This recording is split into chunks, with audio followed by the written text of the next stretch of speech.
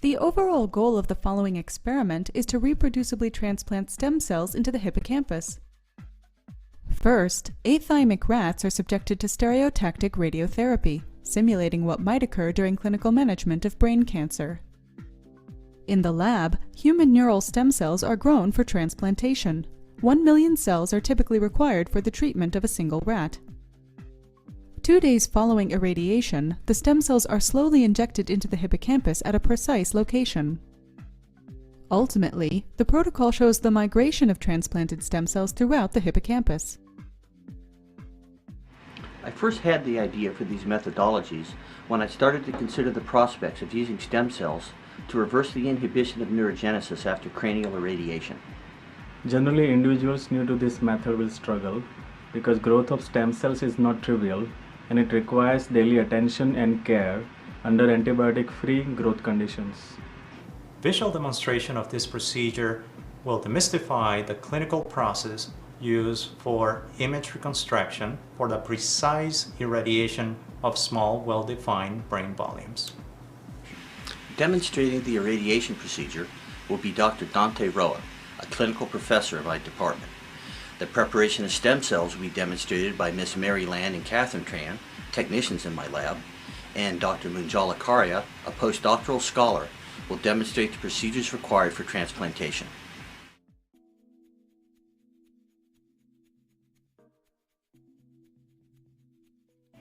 We utilize image-guided radiotherapy software for accurate animal positioning prior to treatment and modulated radiotherapy for targeted irradiation with minimum radiation damage to other parts of the brain. 24 hours after an MRI scan, generate another cross-sectional image volume by placing the sedated animal in a radiation oncology CT scanner. Place the rat in the same position as used for the MRI scan and set the CT unit to scan the skull region. To generate the CT treatment planning data, obtain 106 CT images with a 0.8 mm image thickness. Next, transfer the MRI and CT image data to the Eclipse treatment planning software. Use Eclipse to fuse the MRI and CT data based on bony anatomy and soft tissue matching. This is a time-variable step, and depending on image quality, this process may take from 1 to 3 hours. Once a satisfactory image fusion is obtained, contour the target regions to be irradiated, as well as adjacent critical organs. Irradiation can be delivered to the whole brain or restricted to specific volumetric regions, such as individual hippocampi. The contours provide not only the location of these organs, but volume information that will be critical for tailoring the dose distribution. To tailor the dose distribution, enter information on the target dose, target conformity, and dose constraints to critical organs into the dose optimization window in Eclipse.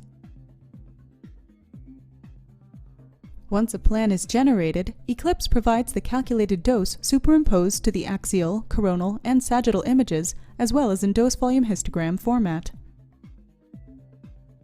It is at this point when the plan must be evaluated to determine if it is suitable for delivery or needs to be improved. To begin the irradiation process, place a sedated rat under a paper blanket to keep it warm. After a few minutes, place the rat onto the treatment table of the radiotherapy linear accelerator, covered with the blanket, but with the skull exposed. Be sure to place it in the same position used to generate the CT scan.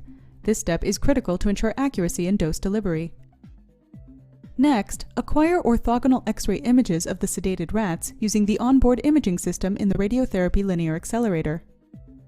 Co-register the orthogonal X-ray images to a reference image set provided by Eclipse, and proceed to apply the necessary position corrections for proper image alignment.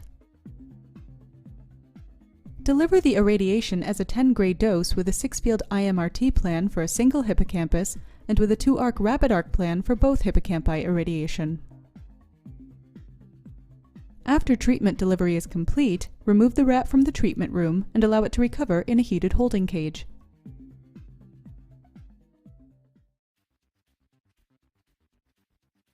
To prepare for surgery, use electric clippers to remove the fur from the head of an anesthetized ATN rat. Clean the shaved area with repeated applications of povidone iodine and 70% ethanol. Working within a laminar flow hood, prepare the stereotaxic instruments, micromotor drill, dry bed sterilizer, and controllers. Keep the animal warm during surgery by placing it on a heated surface. Sterile gloves are worn prior to and throughout surgery and sprayed with 70% ethanol. Surgical equipment is maintained in a dedicated laminar flow hood to maintain aseptic conditions. Cover the animal with a small surgical drape so that only the head is exposed. Position the animal's head firmly within the stereotaxic frame by inserting ear bars into the external auditory meatus. Take extreme care when sliding the tip of the ear bar into the ear canal. Place the incisor bar by hooking the rat's upper incisors and adjusting the bar height to the standard reference point. Then tighten the nose clamp. Center the position of the head between the ear bars with minimal lateral movement to achieve stereotaxic 0. After the animal is in position, apply lubricating eye ointment to prevent drying. Apply the ointment once more during surgery. Using a sterile scalpel, make a 2 cm midline skin incision along the scalp. Clean the area using a sterile cotton-tipped applicator. Next, insert a dissecting retractor to hold the periosteum open.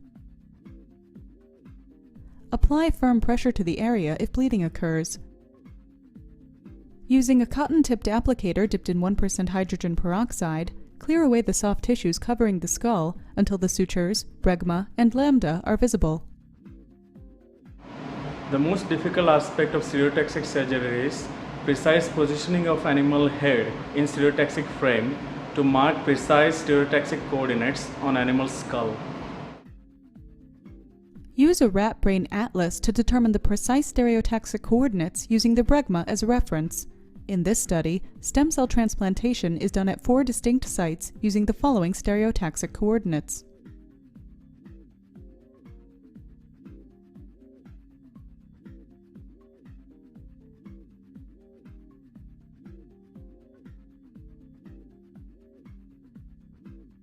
To mark the locations on the skull, first identify the bregma. Next, zero all 3 coordinates on the digital display controller. Once zeroed, use the predetermined coordinates to locate the transplantation sites and make a mark with a fine point marker attached to a probe holder on the frame. Use a drill to make 0.35 mm holes through the skull at each marked location. Take care to prevent damage to the dura membrane. If bleeding occurs during drilling, apply firm pressure using a cotton-tipped applicator. The animal is now ready for transplantation. The human neural stem cells used for transplantation should be prepared ahead of time and kept on ice until needed. When ready, fill a 5 microliter 30-gauge Hamilton microsyringe with the cell suspension. Attach the filled syringe to a small probe holder on the stereotaxic frame. Once moved into the correct position, carefully insert the tip of the needle into the hole in the skull until it reaches the surface of the brain. Zero the DV coordinate on the digital display controller and then gently insert the needle to the desired depth. Keep the needle in place for 1 minute. After this time, inject the cells at a rate of 0.25 microliters per minute for a total of 1 microliter. Keep the needle in place for 8 minutes before retracting. To prevent capillary reflux of the injection contents back through the needle track, slowly retract the needle from the transplantation site at a rate of 0.5 millimeters per minute. Repeat this procedure for the remaining transplantation sites. When the injections are complete, remove the skin retractor and use blunt tweezers to gently pull the skin back over the skull. Close the wound with the application of 4 to 5 sterile stainless clips. After surgery, place the animal into a heated cage and monitor its recovery.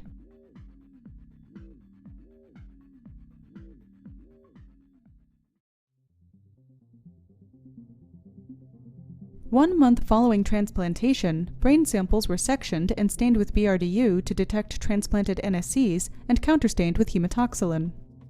The needle track, represented here by the red line, indicates the injection trajectory that deposited NSCs at the transplant release site, designated as TR. As seen here, the transplanted NSCs showed extensive migration from the corpus callosum and CA1 regions to the dentate gyrus and CA3 regions of the hippocampus.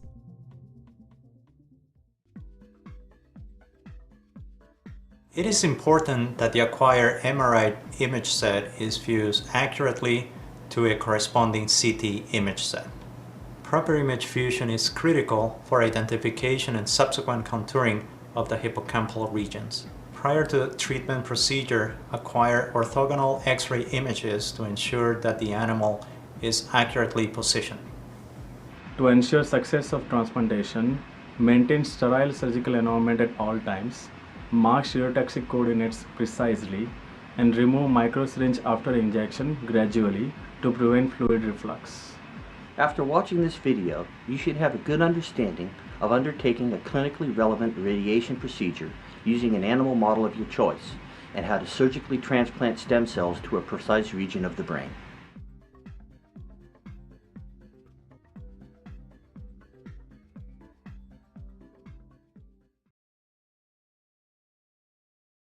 Take into consideration.